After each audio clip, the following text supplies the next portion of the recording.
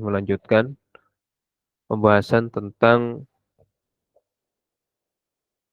al-muharramat, ya, walaupun sedikit.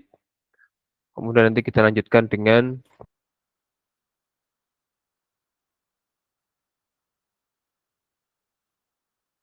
sebelum kita masuk kepada dars, ya, kita ingin sedikit munaqasyah atau musyarakah dari tulab dan thalibat semuanya.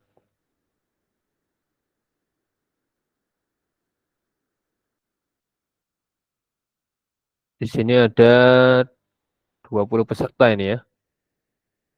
20 peserta yang hadir. Iya, Mas Tri. 18, Ustaz. Oh, 18. 18. Coba kita ingin dari putra dulu, dari tulab dulu ini, ya. Tulab ini yang hadir sebenarnya cuma Mas Naufal saja nih hari ini sepertinya.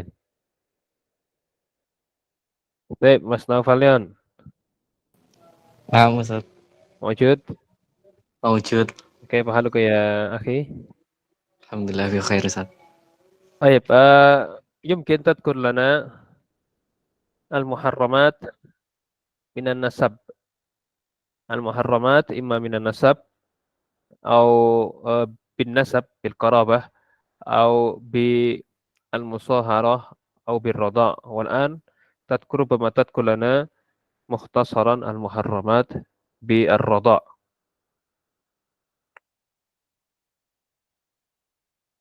Mungkin bisa disebutkan ringkasan dari muharramat bi al-qarabah. Muharramat bi al-qarabah. Tafadhal Mas Leon.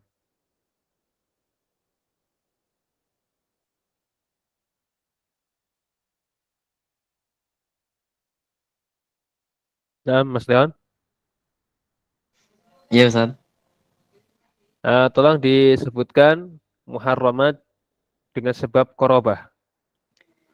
Dengan sebab kekerabatan. Naam.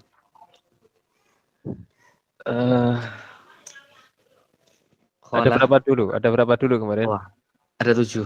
Ada 7, naam. Ukhtun, umun, Naam, ukhtun, ya. summa kholah, Khala, ya. amah, Ammah, ya. bintu, Bin, ya. bintu, Naam, dua lagi.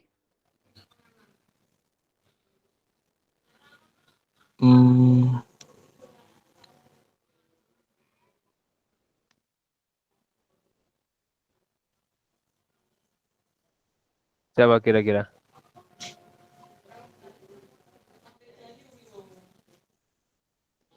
Tadi kan antum sebutkan ya. ya. Kemudian bin. Kemudian siapa lagi tadi? Khala, Ammah. Ya, amah, Kemudian siapa lagi selain itu? kemudian Oh, ukhtun sudah Ustaz. Okton sudah. Okton sudah. Baik, Sudah. berarti dengan siapa lagi? Tinggal siapa ya? Siapa Us? Keponakan. Siapa keponakan? Oh, ya keponakan bintu amah atau bintu kholah. Sebentar. Pintu. Bintu ammi, Pintu bintu. Oktin dan pintu Akhin, ya. Oh ya. Anaknya saudara dan anaknya saudari. Baik, nah, Masya Allah. Barakallahu fiik. Baik, yang lain sekarang dari Talibat. Di sini ada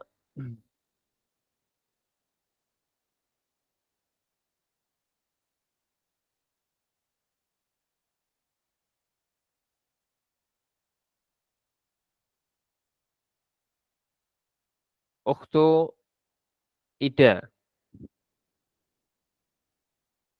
Al-Muharramat bin Musaharah. Yaitu orang-orang yang haram dinikahi karena sebab pernikahan. Kemarin kita sebutkan ada beberapa itu. Nah, Ustaz. Ya, ya wanita-wanita yang haram dinikahi karena sebab pernikahan. Karena sebab pernikahan. Ya, Eh, ibunya istri apa namanya? Mertua. ya mertua sahih. Kemudian Kemudian menantu wanita. menantu wanita, ya, menantu. Nah, Kemudian anak perempuannya istri. anak perempuannya istri, ya. Satu lagi, Lalu istrinya bapak. istrinya bapak. Nggih, sahih, masya Allah. Barakallah fiq. Tapi itu muharramat disebut karena musyaharah.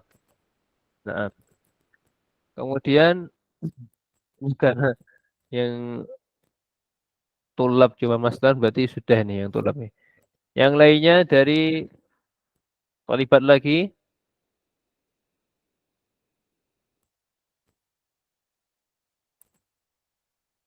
Uktun Dian Wahyuni.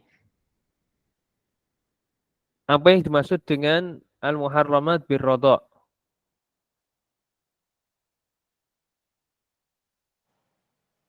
Wanita yang haram dinikahi karena sepersusuan. Ya, sahih. Karena persusuan. Naam. Barakallahu fiik. Yang lainnya siapa ini? Umi Sodikah. Umi Sodikah terkait dengan muharramat karena sebab rodha, persusuan. Siapa sajakah mereka? Ringkasannya, siapakah ya yang ketika seorang itu menyusu kepada seorang ibu susuan, maka secara singkatnya siapakah yang masuk dalam kategori muharramat karena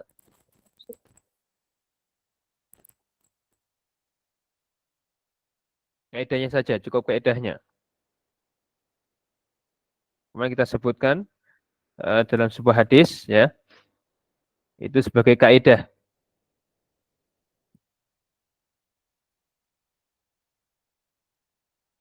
Betul.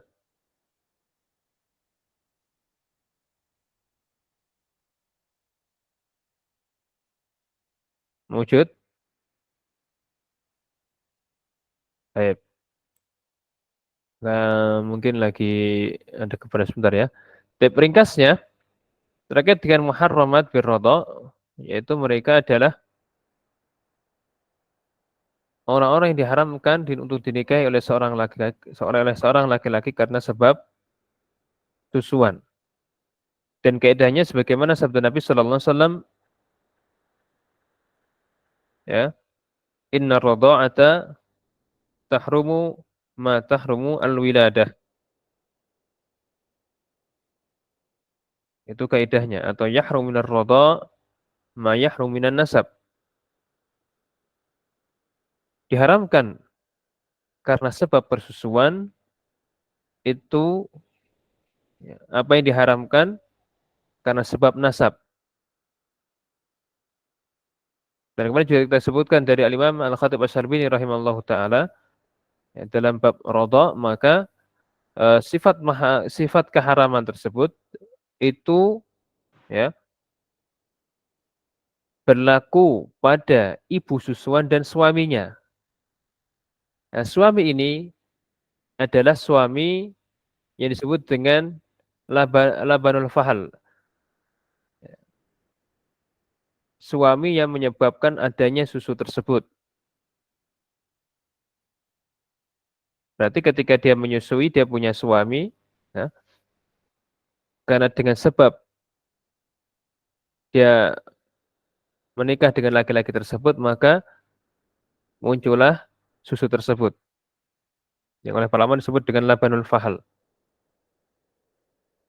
Bagaimana kalau seandainya ya perempuan ini ya bercerai, ya, katakanlah sudah berpisah dengan suaminya. kemudian menyusui seorang anak. Maka para ulama menyebutkan ya, ketika perempuan tersebut katakanlah di tahun 2020 dia menyusui seorang yang bukan anaknya, kemudian selesai ya, katakanlah setahun, tahun 2020 menyusui setahun, selesai di tahun 2021, kemudian di tahun 2022 dia menikah. Dia menikah. Maka suami ini itu ya bukan mahram bagi anak suami tersebut. Kenapa? Karena dia tidak memberikan kontribusi terhadap munculnya susu tersebut. Nanti kalau kita baca kitab lebih luas lagi ada istilah labanul fahal. Yaitu bahwasanya laki-laki tersebut, suami tersebut punya andil dalam munculnya susu tersebut. Jadi saya lagi tadi itu contoh terkait dengan labanul fahal. Maka dikatakan oleh para ulama selain mahramiyah tersebut berlaku pada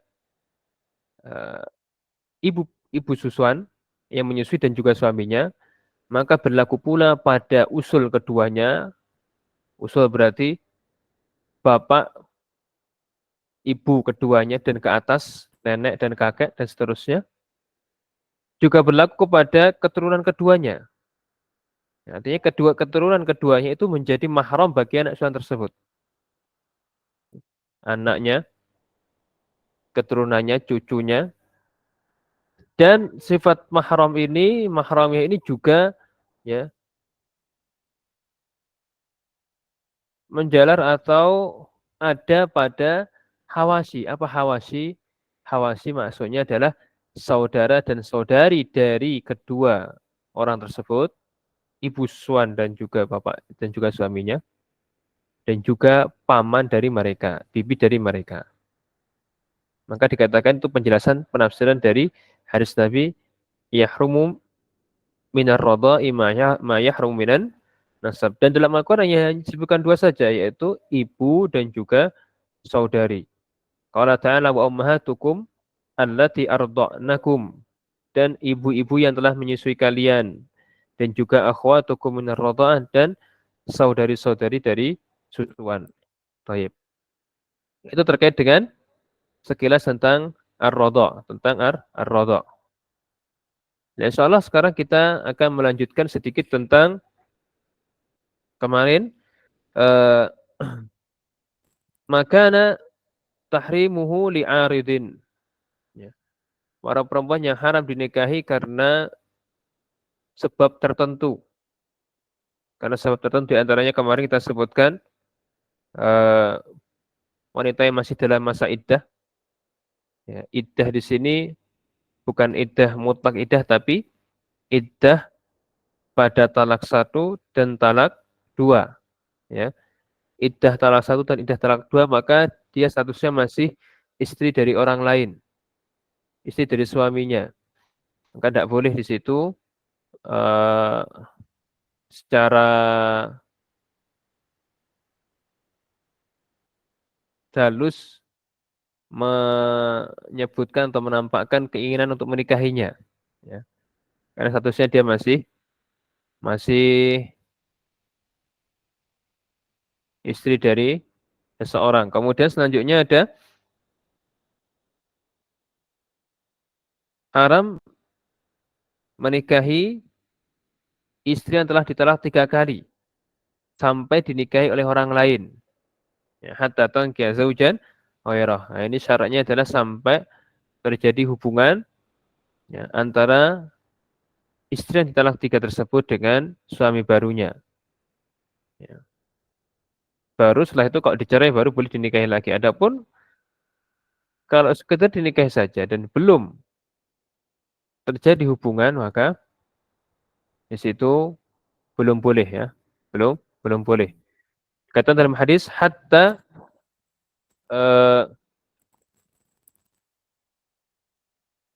taduki usailatahu wa yaduku usailataki atau kama qala sallallahu alaihi wasallam. Kalimat usailah Ini adalah kinayah dari Nabi SAW terkait dengan, mohon maaf, hubungan suami istri. Jadi sampai terjadi hubungan suami istri baru di situ, yang ketika suami yang baru menceraikan, maka boleh dinikahi oleh suami yang lamanya. Kemudian yang ketiga, ya ketika berihram, maka tidak boleh mengadakan akad nikah. Ya, ketika berihram, baik salah satunya atau keduanya, ya, maka tidak boleh melaksanakan akad nikah. Kemudian yang keempat adalah menikahkan orang kafir dengan perempuan muslimah. Ini juga diharamkan, wala tankil musyrikina hatta yu'minu. Jangan kalian menikahkan laki-laki musyrik, laki-laki kafir dengan perempuannya beriman sampai mereka beriman. Kemudian yang kelima, diharamkan bagi seorang laki-laki muslim untuk menikahi, ya, perempuan kitabiyah. Diharamkan bagi seorang laki-laki muslim untuk menikahi wanita kafir kecuali wanita kitabiyah, kecuali ahlu kitab. Maka tidak boleh seorang laki-laki muslim menikahi uh, Hindu, orang Buddha, Konghucu, atau ateis, atau penganut dinamis, animis, dan semisalnya. Ya. Kemudian yang keenam adalah diharamkan pula seorang laki-laki muslim merdeka untuk menikahi budak perempuan yang muslimah. Apa alasannya? Ya. Pertama adalah firman Allah Subhanahu wa taala, "Man lam yastati' minkum tawran ay yankihal muhsanatil mu'minati famimma malakat aymanukum min fatayatikumul mu'minat." Ya.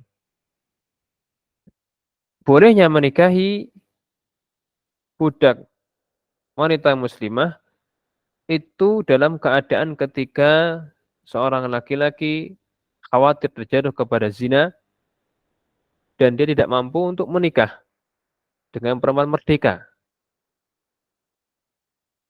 Maka di situ baru dibolehkan. Tapi kalau dia mampu untuk menikah wanita merdeka, maka tidak boleh dia menikahi budak. Apa di antara ilah sebab pengharaman tersebut? Karena para ulama menjelaskan ini nanti akan menyebabkan, ya, anak dari hubungan tersebut menjadi budak statusnya. Jadi ketika seorang muslim menikahi, ya, budak perempuan muslimah, maka anak yang lahir nanti akan menjadi budak, mengikuti status ibunya. Dan otomatis budak ini, ya, milik orang lain. Budak milik orang lain dia nikahi. Maka yang lahir dari perempuan budak tersebut, statusnya adalah milik dari majikan budak perempuan tersebut. Maka Islam, ya, melarang hari ini. Jangan sampai seorang itu lahir dalam keadaan budak. Artinya ketika bisa atau sangat dimungkinkan lahir dalam keadaan merdeka, maka jangan dia dilahirkan dalam keadaan budak. Atau dalam bahasa lainnya, selama seorang itu bisa memperoleh keturunan yang merdeka, maka jangan sampai dia memperoleh keturunan berupa budak. Yang keenam. Yang ketujuh kemudian adalah diharamkan bagi budak laki-laki untuk menikahi majikan perempuannya. Ya.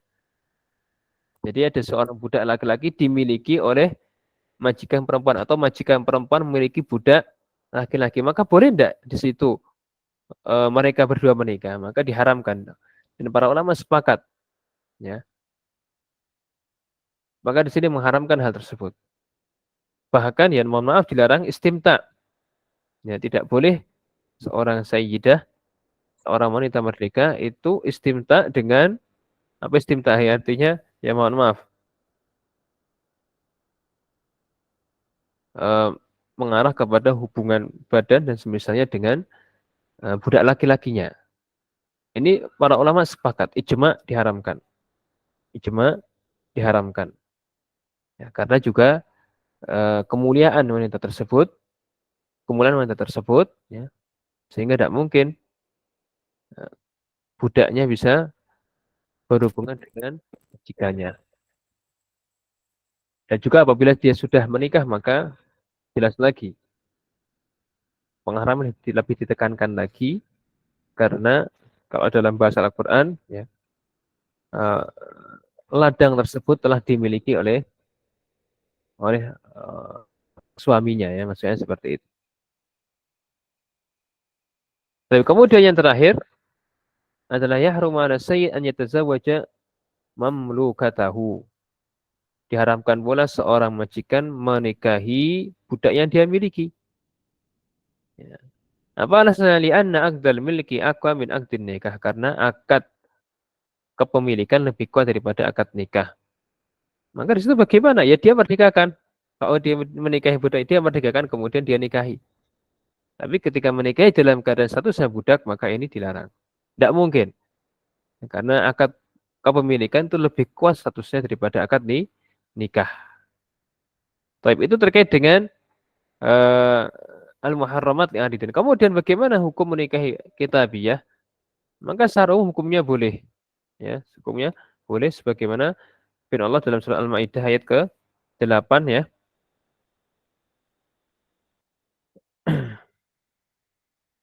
Ya, sebagaimana firman Allah Subhanahu wa taala, wal muhsanatu minal mu'minati wal muhsanatu minal ladzina utul kitab.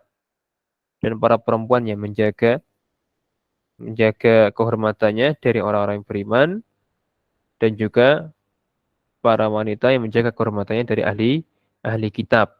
Ya, maka mereka itu hukumnya boleh untuk dinikahi. Ya. Yang dimaksud dengan ahli kitab di sini adalah ahlu Taurah wal Injil, yaitu ahli kitab yang mempunyai kitab Taurat dan Injil. Dan hukum ini masih berlaku sampai sekarang, ya. Masih berlaku sampai sekarang, ya. Dan tidak dinasakh atau tidak dihapuskan. Hanya saja sebagaimana kita singgung pada pertemuan-pertemuan sebelumnya, ya, menikahi ahli kitab itu resikonya tinggi. Resikonya tinggi. Ketika ada yang mukminah, maka sebaiknya seorang itu berpikir, ya, dengan sangat sebelum menikahi kitabiyah. Ketika dia masih dalam keadaan ahli kitab, belum masuk ke dalam Islam. Kalau sudah masuk Islam urusannya berbeda. Tapi ketika masih dalam keadaan statusnya adalah wanita kitabiyah, Yahudi atau Nasrani, maka hendaklah seorang muslim berpikir belum menikahinya, karena nanti pasti akan memberikan efek negatif bagi keluarganya. Itu secara singkat tentang masalah yang ke-8. Kita masuk salah pada pertemuan kali ini terkait dengan as-sodaq. Terkait dengan as-sodaq. Sebelumnya mungkin kita ingin mengetahui dari tulab dan talibat semuanya terkait siapa yang sudah baca, sudah tahdir ad-dars sebelum masuk kelas di sore hari ini. Ini ada talib masuk, Naufal Ahsani. Mas Naufal Ahsani wujud, hadir. Hadir Ustaz. Hal qara'ta ad-dars qabla an tahdur fi hadzal fasl? Qara'tu Masya Allah, qalil. qara'ta qalil. Ayo babin qara'tahu? As-sadaq. As-sadaq, na'am. Jayyid, jayyid. Yang lain dari talibat. Ada apa ini? Hana Nafisah. Uktun Hana Nafisah. Mewujud?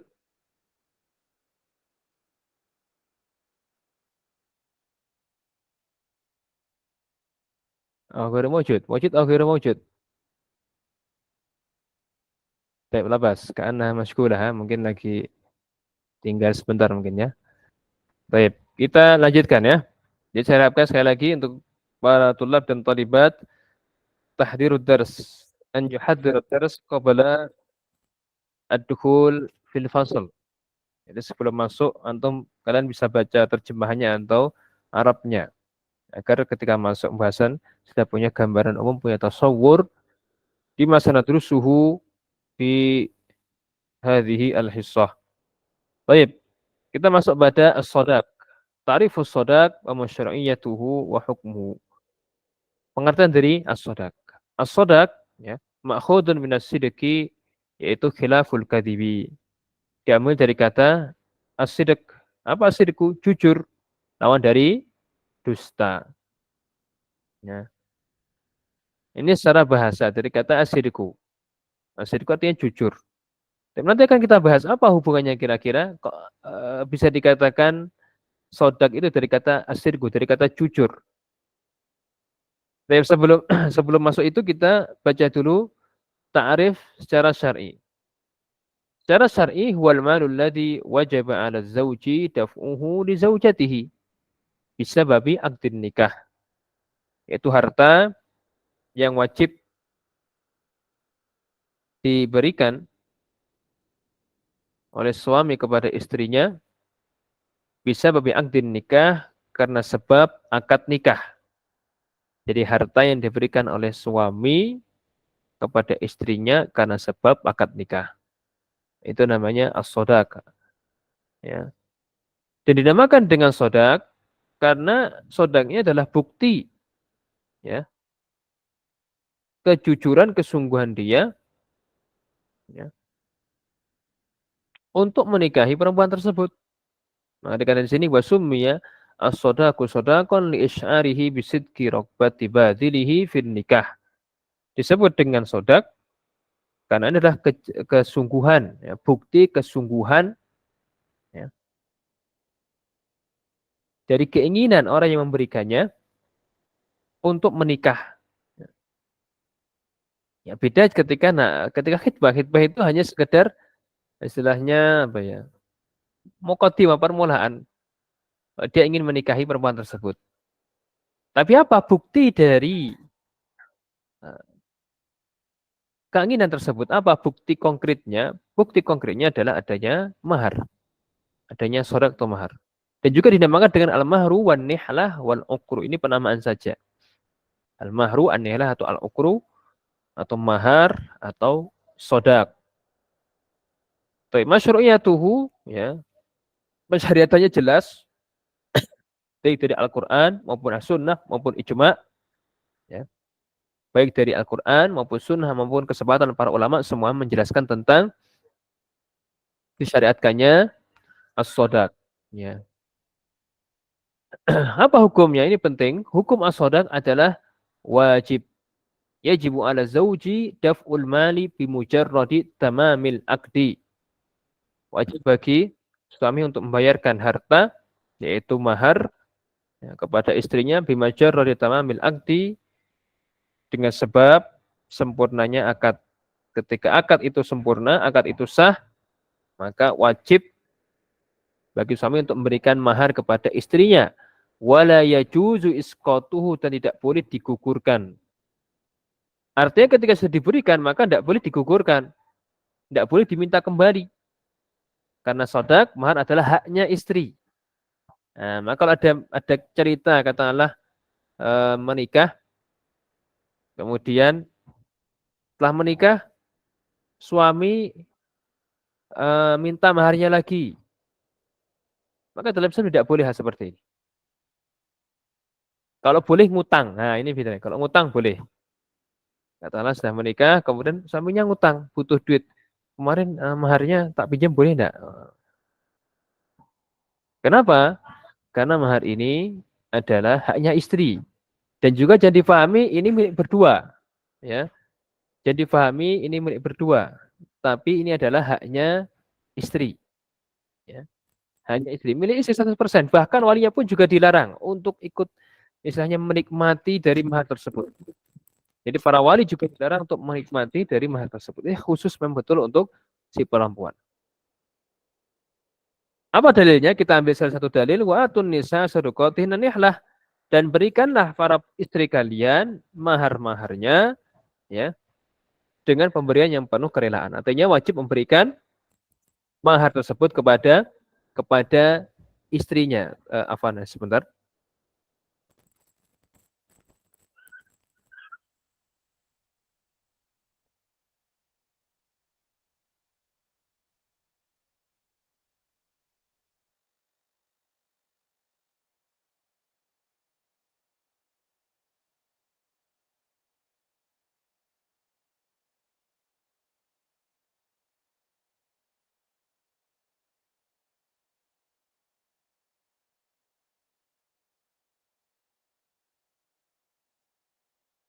Baik, kita lanjutkan.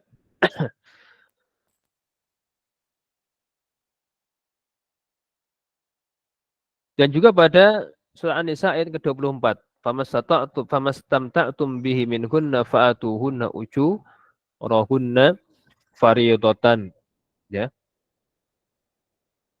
Maka istri-istri yang telah kalian nikmati atau campuri di antara mereka, berikanlah kepada mereka maharnya dengan sempurna sebagai sebuah kewajiban. Ya. Dan juga dari hadis Nabi Shallallahu Alaihi Wasallam dikatakan di situ, ya, dari hadis Sahal bin Sa'ad radhiyallahu anhu qala atat imra'atun an-nabiy sallallahu alaihi wasallam faqalat inni wahabtu nafsi lillahi wa li rasulih. Ada salah satu perempuan datang kepada Nabi dan dia mengatakan aku memberikan diriku untuk Allah dan Rasulnya. Nikahu al-wahibah nafsaha. Menikahi perempuan yang memberikan dirinya. Nah, ini hanya khusus untuk Nabi sallallahu alaihi wasallam. Mani fin nisa'i min hajah. Kemudian Nabi menjawab, mohon maaf ya, saya sekarang tidak sedang ingin menikah ya. Tidak ingin menikah.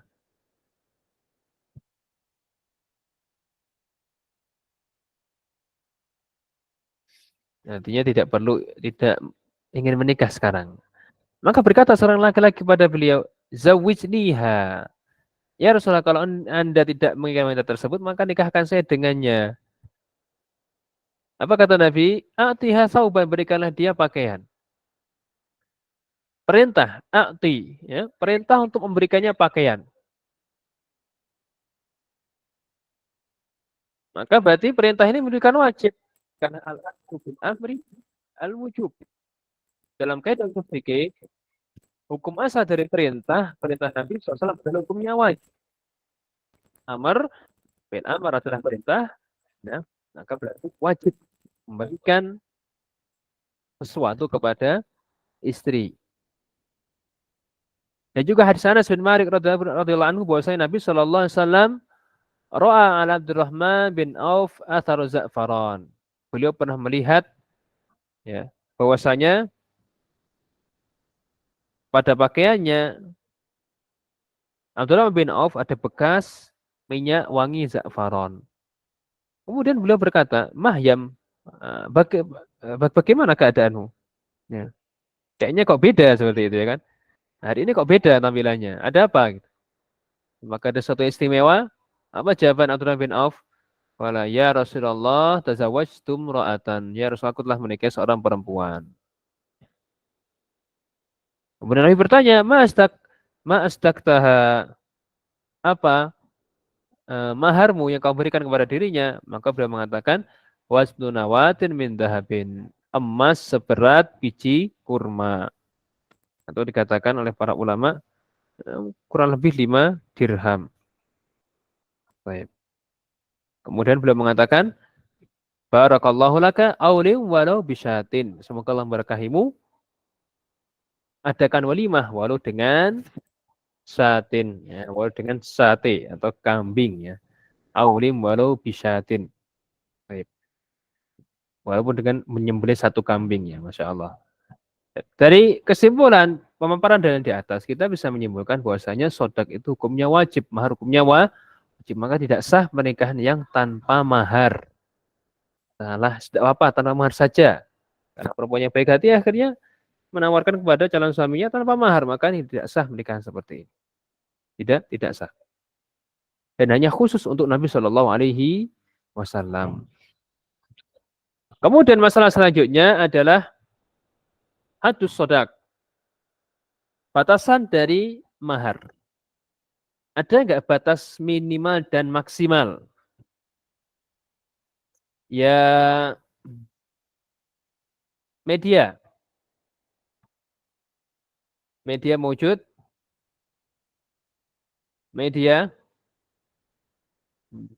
Mungkin lagi sibuk ini kayaknya ya. Atau tinggal sebentar. Media enggak ada. Rahma Effendi. Mewujud Rahma Effendi.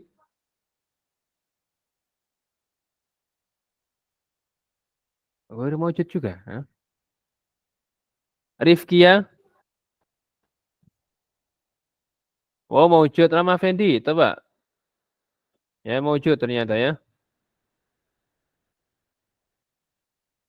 Ada enggak batasan maksimal dan minimal dari mahar? Ya.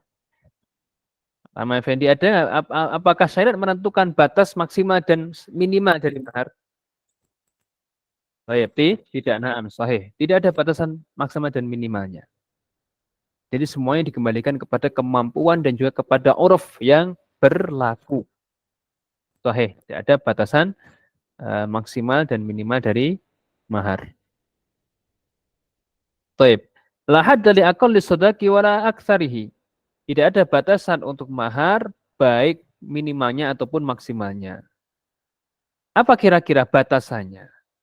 Dobitnya aturannya bagaimana? Fakullu ma soha an yakuna thamanan au ujrotan soha an yakuna sodakon. Berarti kan ini penting sekali untuk mengetahui apakah sesuatu itu layak untuk dijadikan sebagai mahar atau tidak. Maka dikatakan fakullu ma soha an yakuna thamanan. Setiap hal yang soheh yang boleh untuk an yakuna thamanan, ya, yang sah dijadikan sebagai harga atau upah, maka sah dan boleh dijadikan sebagai mahar. Atau kita katakan dengan bahasa yang lain, satu yang berharga, mempunyai nilai, ya, dan juga bisa dijadikan sebagai upah. Suatu hal yang bernilai, berharga, dan bisa dijadikan sebagai upah, maka dia sah untuk dijadikan sebagai mahar. Itu dalilnya.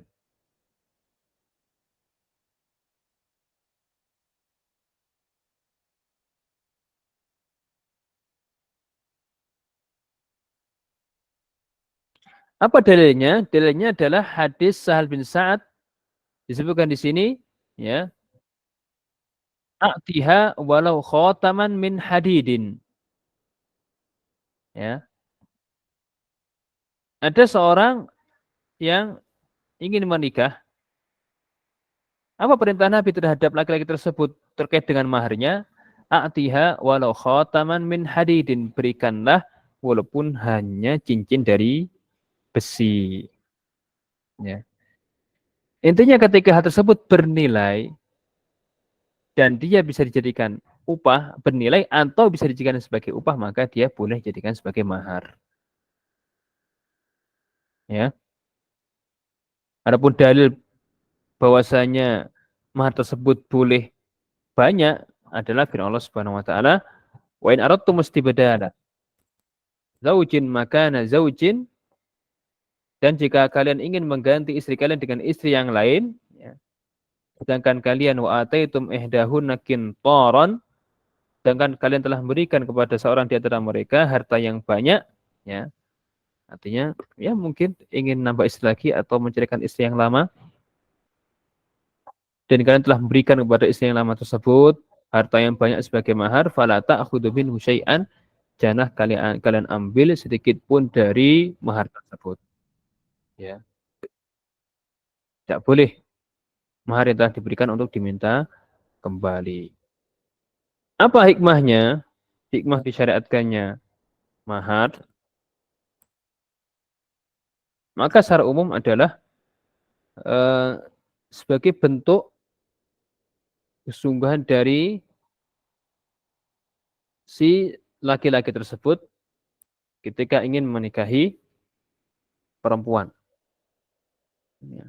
Ini yang pertama. Kemudian selanjutnya adalah sebagai bentuk muasyarah zaujiyah as-syarifah atau muasyarah zaujiyah syarifah. Membangun kehidupan atau memperlakukan istrinya dengan perlakuan yang mulia.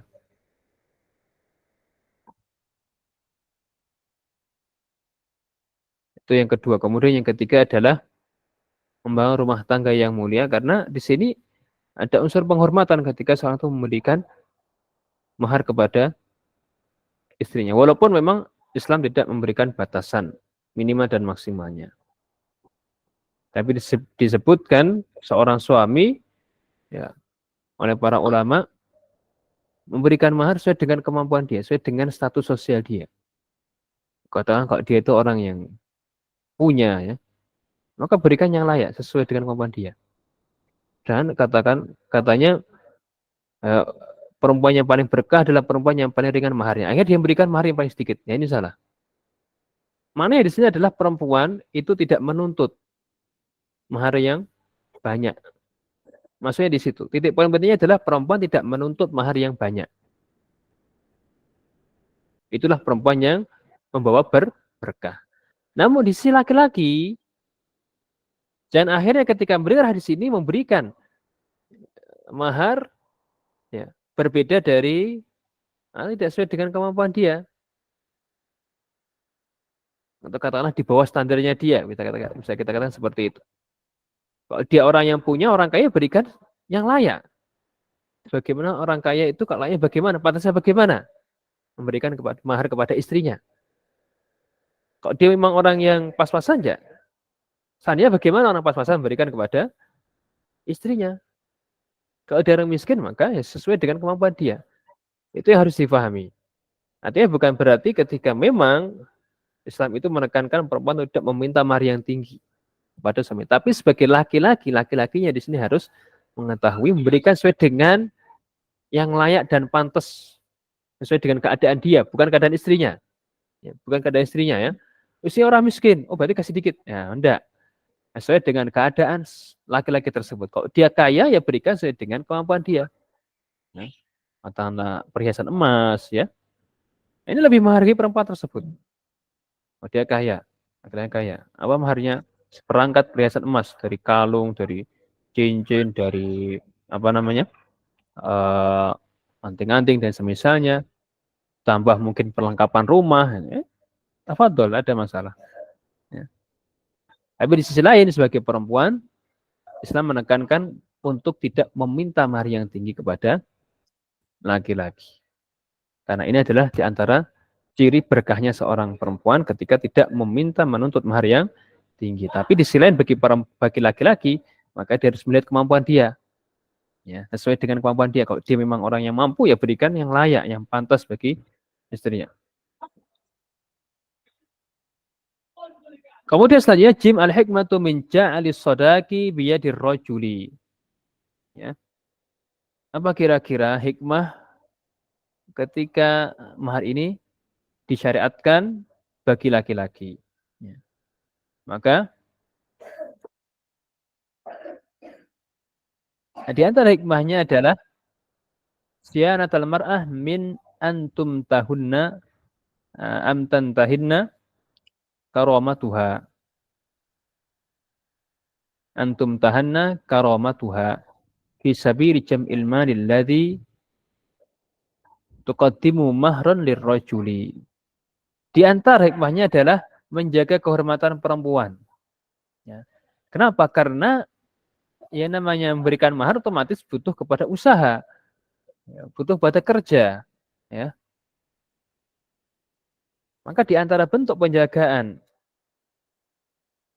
Islam kepada wanita adalah menjadikan kewajiban mahar dan nafkah ini bagi laki-laki. Kewajiban mahar dan nafkah bagi laki-laki. Maka kalau ada kebudayaan yang berbeda, kemudian mengatakan mahar wajib bagi perempuan, ini tidak boleh ditaati. Tidak boleh ditaati, tidak boleh diikuti.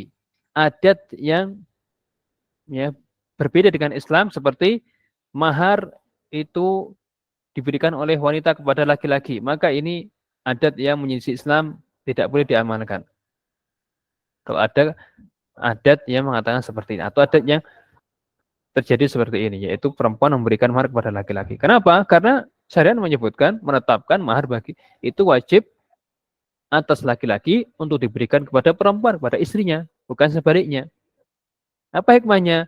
Penjagaan ya Islam kepada wanita agar mereka tidak keluar mengumpulkan harta, bekerja ya, sehingga akhirnya meninggalkan rumahnya, meninggalkan keluarganya demi untuk bekerja, mencari nafkah, untuk mencari mahar dan semisalnya. Maka Islam menjaga Itu semuanya, sehingga sekali lagi kewajiban mahar ini dibebankan kepada laki-laki. Kemudian selanjutnya, ya masih banyak ternyata ini. Terkait kepemilikan mahar, ini kita singgung sedikit juga. Ya, dikatakan di sini as-shadaqu milkun li zaujati wahdaha. As-shadaq, mahar itu milik dari istri saja. Wala haqqa li ahadin fi min awliyaihi. Ya. Tidak ada hak bagi wali atau siapapun untuk ikut menikmatinya. Ya.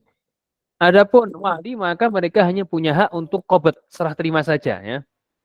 Wa in kana lahum haqqu qabdihi, ya, walaupun mereka punya hak untuk serah terima, namun tetap kepemilikan tersebut milik si wanita istri tadi. Si wanita tadi. Ini perlu diketahui, wali tidak punya hak sedikit pun terhadap mahar. Maharnya besar, katakanlah berapa puluh juta seperti itu. Boleh nggak ikut menikmati? Tidak boleh. Ya.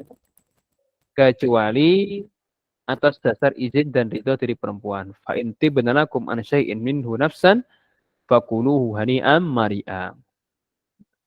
Namun apabila mereka para istri perempuan tersebut itu ridho kalian untuk mengambil sedikit dari mahar tersebut, fakuluhu hani'am mari'a, maka makanlah.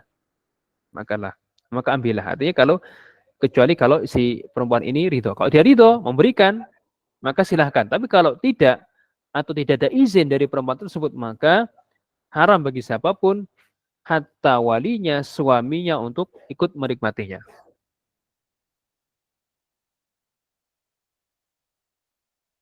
Baik. Dan juga ancaman dari Allah Subhanahu wa taala, fala ta'khudhu minhu syai'an. Maka jangan diambil mahar tersebut yang telah kalian berikan. Atakhuduna buhtanan wa itsman mubina. Apakah kalian mengambilnya dengan dasar kedustaan dan juga menanggung dosa yang nyata? Artinya ancaman dosa besar, ancaman mendapatkan dosa bagi orang yang memakan mahar tanpa izin dari yang memilikinya, tanpa ridho dari pemiliknya, itu si perempuan atau istri tadi. Kemudian selanjutnya, ya, bagaimana hukum menyebutkan jumlah mahar dalam akad? Maka para ulama menyebutkan sunnah, ya, yusanu tasmiyat as-sadaqi fi aqdi zawaji wa tahdidihi. Disunahkan untuk menyebutkan apa jenis mahar dan juga jumlahnya atau nominalnya pada akad pernikahan. Maka dalam buku nikah, kalau kita mengikuti aturan negara kita, itu kan ada apa harinya, apa disebutkan, cincin atau kalung atau apa, emas atau bukan, beratnya berapa, itu biasanya disebutkan, ya. Minimal namanya ada. Apa sebab, apa alasannya? Dasarnya adalah li'anna fi tasmiyati daf'anil khusumah wan niza' baina zawjaini. Karena dengan menyebutkan apa jenis maharnya, kemudian berapa jumlahnya, nominalnya, dan semisalnya, ini untuk mencegah adanya persengketaan di kemudian hari antara suami istri. Katakanlah maharnya ngutang, ya. Boleh nggak mahar ngutang kira-kira? Salma Afiati, mewujud? Salma Afiati?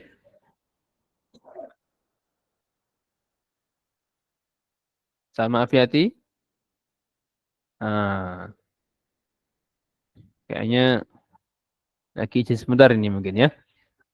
Tapi boleh nggak kira-kira semuanya saja yang bisa menjawab, boleh nggak mahar itu ngutang?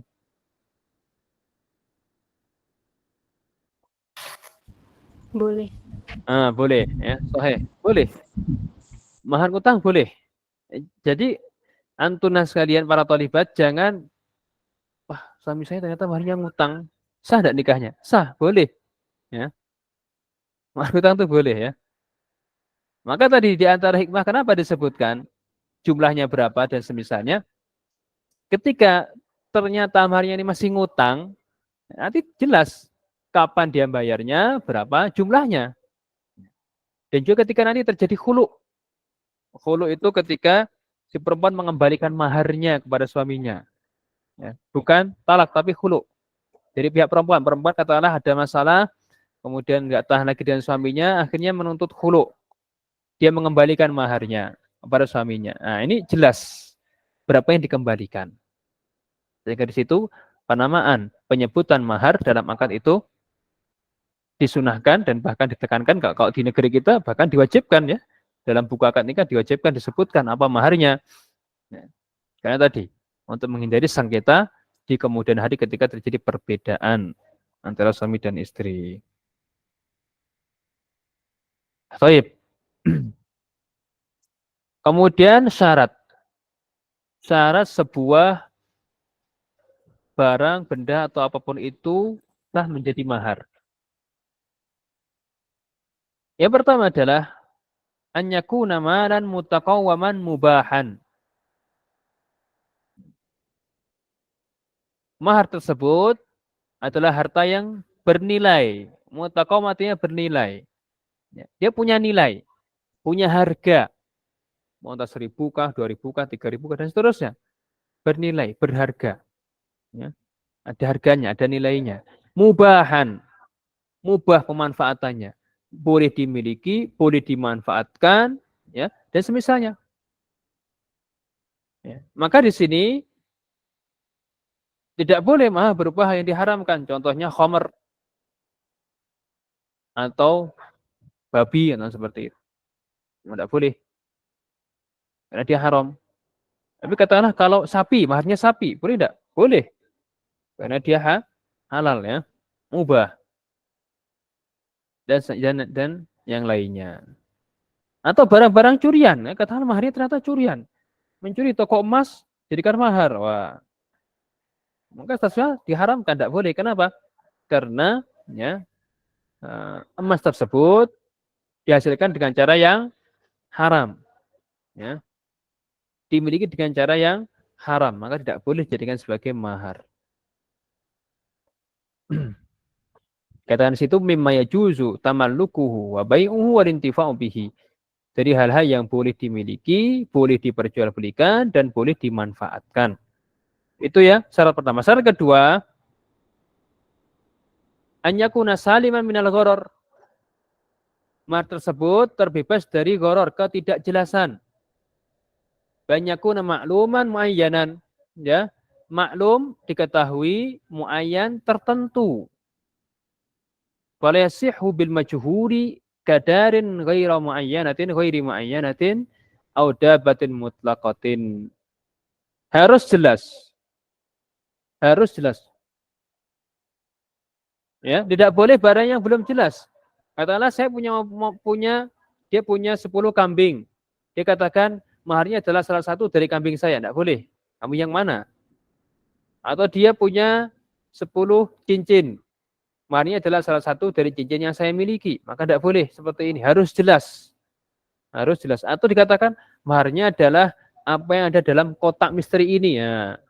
Misteri box ya. Boleh nggak? Tidak boleh. Tidak boleh seperti ini. Kenapa? Karena nggak jelas.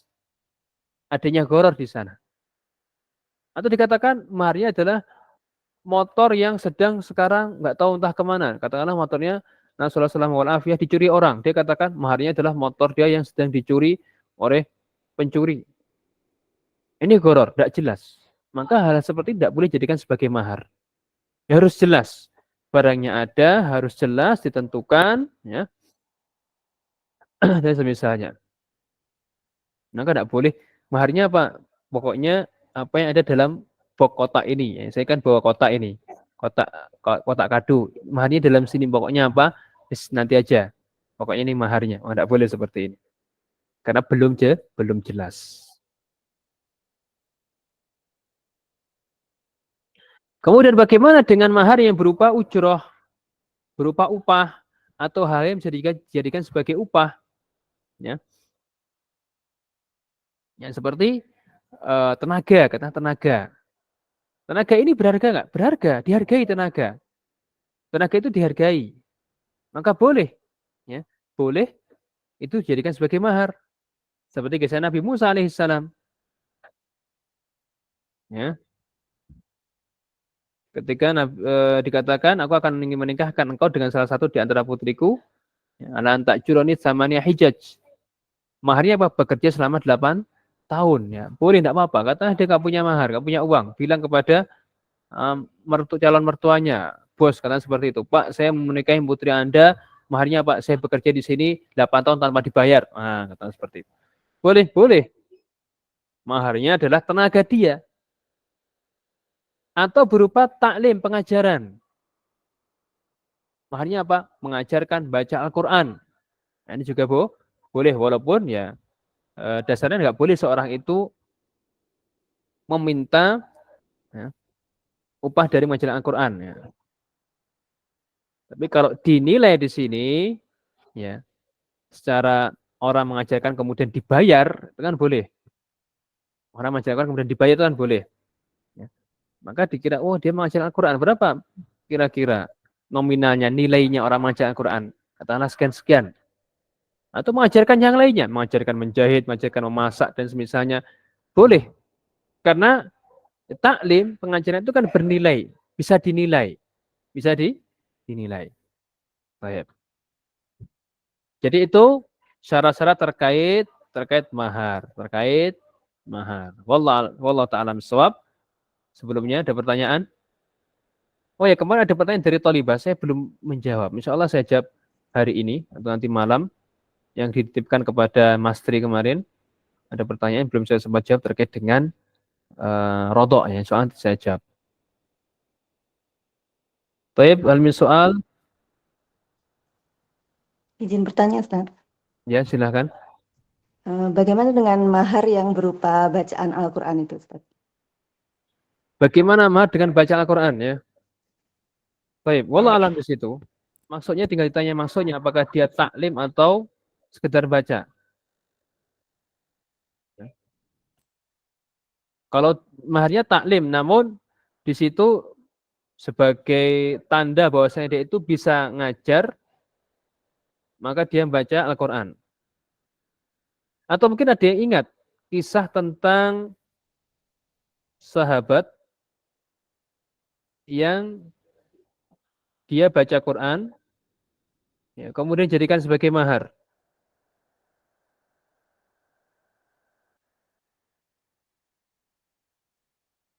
Ada ingat?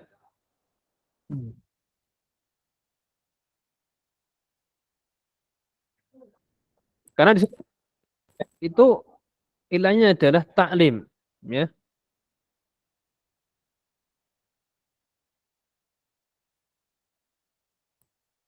Coba kita lihat dulu, saya lihat dulu fatwanya Syekh bin Baz rahimallahu taala. Ya, beliau mengatakan di sini ada pertanyaan di sini. Ada pertanyaan terkait dengan boleh enggak mahar itu berupa bacaan Al-Qur'an. Tapi beliau menjawab, al-jawab al-masyhuru an yakun al-mahru malan kama qala Allah azza wa jalla an tabtagu bi amwalikum. Yang kalian cari dengan harta kalian. Yang disyaratkan mahar berupa harta. Wan nabi dan nabi lamma ja'athu al-mar'atu allati wahabat nafsaha falam yakbalha wa arada an yuzawijaha ba'du ashabi qala itamis walau khataman min hadidin. Dan Nabi ketika datang seorang perempuan yang ingin memberikan dirinya untuk Nabi, kemudian beliau tidak menerimanya dan ada salah seorang sahabatnya yang ingin menikah dengan perempuan tersebut, maka kata beliau kepada sahabat tadi, itamis sari, berilah mahar walaupun dengan cincin dari besi. Kemudian belum melanjutkan, fa idza kana zawju ajizan wa lam yajid malan jaza 'ala sahih an yuzawwija bi syai'in min al-ayati yu'allimuhal mar'ah al-mar'ata. Ya. Apabila laki-laki tersebut itu tidak mampu, tidak memiliki harta, maka boleh secara benar, secara sahih untuk yuzawwaj, dinikahkan bisyai'in dengan suatu dari ayat Al-Qur'an yu'allimahal mar'ah yang diajarkan kepada perempuannya, nanti akan dia ajarkan kepada perempuan tersebut. Au syai'in minas suwar, atau suatu dari surah-surah Al-Qur'an yang akan diajarkan kepada perempuan tersebut. Ya. Wa takunu tilkal ayat atau tilkas suwar mahran laha wala haraja fi dzalik. Ya. Dan sehingga ayat tersebut menjadi mahar. Tapi di situ ada beliau menjelaskan diajarkan. Diajarkan. Jadi dia nanti mengajarkan kepada istrinya tadi. Ya. Baik, namun beliau juga melanjutkan, walakin idza tayassara al-malu fal malu muqaddamun walau qalilan. Namun apabila dia itu punya harta, walaupun sedikit, maka al-mal, harta itu lebih didahulukan daripada surat tadi, daripada taklim tadi. Maka di sini berarti sebaiknya ya, kesimpulan dari fatwa beliau, sebaiknya ketika seorang itu mampu harta, maka jangan jadikan qiraatul Quran sebagai mahar. Terlebih kalau istrinya juga pintar ya kan, maka ini faedahnya menjadi berkurang. Kenapa di situ dikatakan oleh beliau faedahnya adalah nanti dia mengajarkan kepada istrinya apa yang dia bacakan. Maka dari sini mahar dengan bacaan Al-Quran itu sebaiknya wallahu alam sebaiknya tidak menjadi pilihan kecuali kalau memang dalam keadaan terpaksa. Tadi nggak punya harta sedikit pun dia punya kepandaian maka maka hukum asalnya adalah dengan harta itu kalau dia mampu. Wallahu alam shawab ya, wallahu alam shawab. Jadi ini juga sama dengan yang lainnya. Ya. Seperti tenaga dan semisalnya, taklim dan sebagainya. Kalau dia mampu dengan harta maka yang dahulukan, muqaddam. Adapun tidak mampu maka dengan tadi taklim, mengajarkan dan tenaga semisalnya itu masuk dalam kategori yang kedua. Masuk dalam kategori yang kedua wallahu alam shawab. Baik. Nah. Gimana? Waktu insyaallah ya jelas ya? Jelas insyaallah, Ustaz. Step yang lain sebelum kita akhiri. Ada soal, nggak ada pertanyaan? Baik, insyaallah wallahu alam ya, mungkin nanti ada pengumuman dari admin. Apakah setelah ini ada muhadharah lagi? Kita belum tahu, wallahu alam. Nanti mungkin diumumkan oleh Pak Tri. Intinya ya, kalau mungkin tidak ada, maka saya harapkan bagi semuanya untuk tetap mudzakarah, ya, membaca, minimal membaca materi yang akan kita sampaikan di pekan-pekan yang akan datang, ya setelah Id, dan juga kita saling mengingatkan bagi kita semuanya untuk di hari yang tersisa di bulan Ramadan ini lebih semangat lagi, lebih giat lagi untuk banyak beribadah, beramal, ya, melakukan hal-hal yang bermanfaat seperti baca Quran ataupun juga belajar seperti membaca dan semisalnya agar Ramadan kita terisi dengan hal-hal yang baik, dengan ibadah-ibadah yang berpahala sehingga menjadikan Ramadan kita itu Ramadan yang bermanfaat, Ramadan yang baik, yang bisa memberikan pahala bagi kita semuanya, dunia maupun akhirat. Baik, kita akhiri. Wassalamualaikum warahmatullahi wabarakatuh.